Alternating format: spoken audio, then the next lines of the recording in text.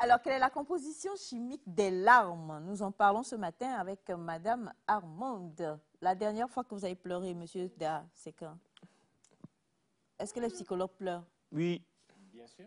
Ah. Le psychologue peut pleurer. Ah, parce que Il laisse un homme après je tout. pensais que Toto analysait. C'est-à-dire que quand les larmes viennent, normalement, calme-toi. Normalement, c'est quoi tu sais, dans la il vie? faut comprendre que cette émotion, elle ne devrait pas. Donc, allez, ne pleure pas, souris. Et ce sont les pires choses qui sont en train de gâter l'Afrique.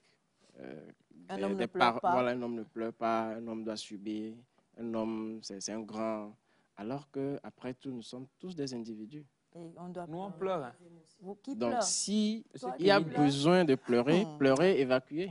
Toi qui n'as aucune Et c'est la émotion meilleure dans ta même des vie, là. thérapies. Monsieur, Madame Armande. Alors oui, aujourd'hui, nous allons parler de la composition chimique des larmes qui varie selon le pourquoi nous pleurons. Ah. Hein? Oui.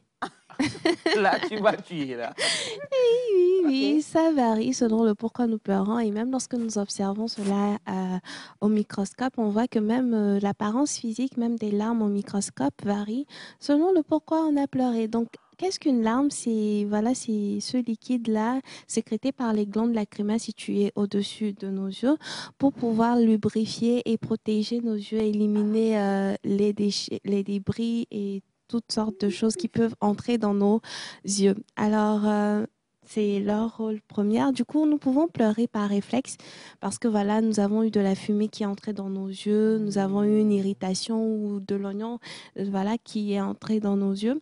Et ensuite, nous pouvons également... Nous avons des larmes basales, les larmes naturelles qui sont là juste pour venir nettoyer les yeux, pour les protéger, etc. Et nous avons également les larmes émotionnelles qui sont la réponse due à une émotion positive ou négative. Et en fonction de ces différents types de larmes-là, la composition chimique varie. Donc, nous pouvons prendre la composition chimique des larmes basales qui sont composées non seulement d'eau, de mucus et de lipides, ainsi que des protéines antibactériennes et d'une protéine typique comme les lysozymes. Le lysozyme. Ensuite, les larmes réflexes sont composées d'eau et avec une concentration plus élevée de lysozymes pour combattre les agents pathogènes. Comme on l'a dit tout de suite, les larmes réflexes, ce sont des larmes qui sont en réponse en fait aux objets, voilà. Poussière, la poussière, vent, oui. Oui.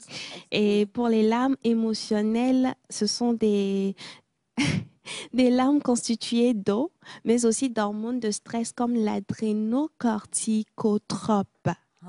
Encore appelé ACTH. Ici, nous avons les différentes formes physiques.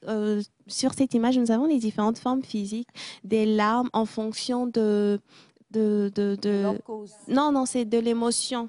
En voilà. fonction des émotions. Des émotions. Donc, même en fonction des émotions, l'apparence des larmes sous le microscope diffère. Ah oui? Donc, oui, effectivement. Voilà, les larmes de chagrin, les larmes de pleurs, donc généralement liées à des sentiments de stress, contiennent nécessairement de la CTH et voilà, jouent un rôle cathartique en permettant encore de se débarrasser des toxines et des hormones accumulées, ce qui explique pourquoi on se sent souvent mieux quand on a fini de pleurer. Exact. Et les larmes de rire sont composées d'eau, mais aussi peuvent contenir des traces de toxines libérées par le corps.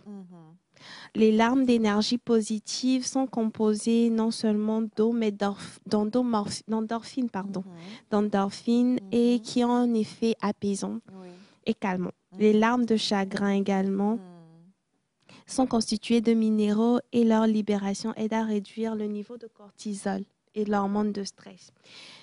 Donc, voilà un peu par rapport à la composition. Nous avons plusieurs minéraux qui les constituent, notamment le sodium et le potassium, dont la concentration peut varier. Voilà pourquoi Les larmes sont salées des fois. Oui, effectivement. Vous... Spécialiste. C'est vrai, c'est vrai. Elle a fait à l'amologie, Nabi Sandi? Non, mais vous n'avez pas beaucoup pleuré dans votre vie. des fois, pleure, ça fait du bien. Mhm. Il y a un moment pour rire, un moment pour pleurer. Des fois, moi, quand tu fais tes trucs là, Qui fait ces quoi trucs? Qui fait ces trucs que vous dites? Ah oui? Je fais ça. Donc, Je sens les larmes. C'est composé de quoi?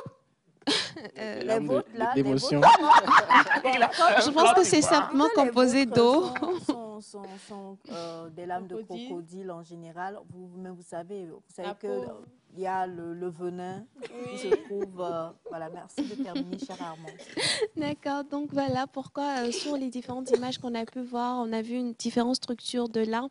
C'est parce que les compositions, que ce soit en minéraux, que ce soit en hormones, que ce soit en eau, peuvent varier, les concentrations peuvent varier. Et voilà pourquoi on peut retrouver de différentes structures. Donc quand vous pleurez, sachez que voilà, vos larmes également sont à l'image de ce pourquoi vous êtes en train de pleurer. Et dites-vous que voilà, pleurez pour les bonnes raisons. Vos larmes sont très chères, très Précieuse. coûteuses, précieuses. Donc pleurez pour les bonnes raisons.